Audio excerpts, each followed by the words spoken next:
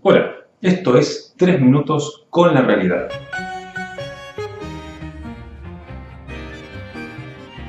En la entrega de hoy vamos a estar hablando sobre la diferencia entre conciencia con SC y conciencia con C, las cuales suenan igual, pero sin embargo encarnan una sutil y esencial diferencia que permite articular ciertos problemas filosóficos, así como destacar las riquezas de nuestra lengua española.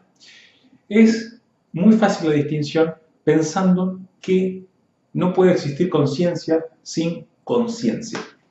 Es decir, que la conciencia con SC está señalando el mecanismo reflejo por el cual uno puede decir qué es. Es decir, la percepción de la existencia es la conciencia de existir. Y luego de eso, entonces sí se puede hacer una percepción o un juicio de esa realidad y ser consciente de las acciones que se pueden realizar en ella. Es decir, que la conciencia con C está relacionada con el juicio moral y con esa distinción posible entre el bien y el mal. Sin embargo, hay todavía mucho más para dilucidar con respecto a este tema, que es la relación que existe entre la distinción entre ser y estar, que ya es una distinción muy distintiva de nuestra lengua, con estos dos vocablos tan distintos entre sí. Es decir, que la palabra conciencia con C siempre va a estar relacionada con el verbo ser y la conciencia con SC con el verbo estar. Y esto nos invita a pensar la problemática de lo inmanente y lo contingente. Lo inmanente, lo que se mantiene, y lo contingente, lo que sucede y puede dejar de suceder. Y fíjense ustedes esto, mientras que la conciencia con SC, más allá que sea necesaria para después poder hacer una distinción moral y ser consciente de, sin embargo, la inmanencia que se encarna en el verbo ser se relaciona con la distinción moral. ¿Por qué? Porque se hace un juicio de valor, se hace una ley. Es decir, soy consciente de lo bueno o lo malo de mis acciones. Soy consciente de esta ley con respecto a lo que está bien y lo que está mal.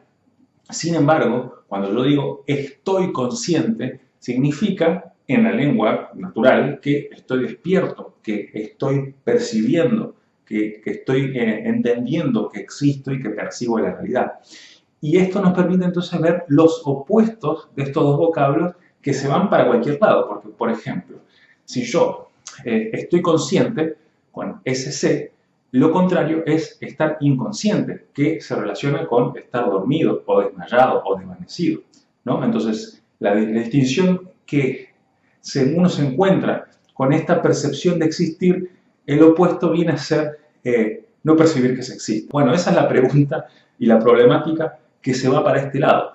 Pero la problemática que se va para el otro, cuando yo digo soy consciente de lo bueno y lo malo del futuro, cuando yo quiero pensar en lo contrario de ser consciente, implica ser inconsciente, pero no en el sentido de estar desvanecido, sino de no estar al tanto, de no percibir, de no darme cuenta de las consecuencias de mis actos o de la realidad que está siendo leída e interpretada. Entonces, otras problemáticas se dan por este lado y otras problemáticas por este.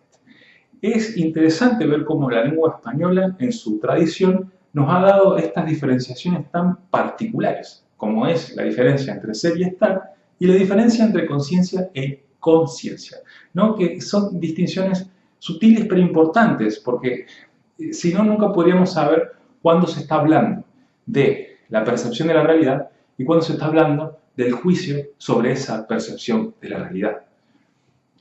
En fin, los dejo con esas inquietudes, espero que le haya servido esta distinción como me sirve a mí, justamente que nació a partir de leer el libro El ser y la nada, donde obviamente se nombra muchísimo a la conciencia y por tanto es ahí desde donde empecé a indagar esta distinción y me sorprendió como me imagino que a muchos de ustedes también les puede resultar, y por lo cual entonces fui consciente de que era interesante hacer este video. Entonces el ser consciente que está acá se despide en este momento. Esto fue 3 minutos con la realidad. Mi nombre es Pablo Cisli y nos vemos en la siguiente.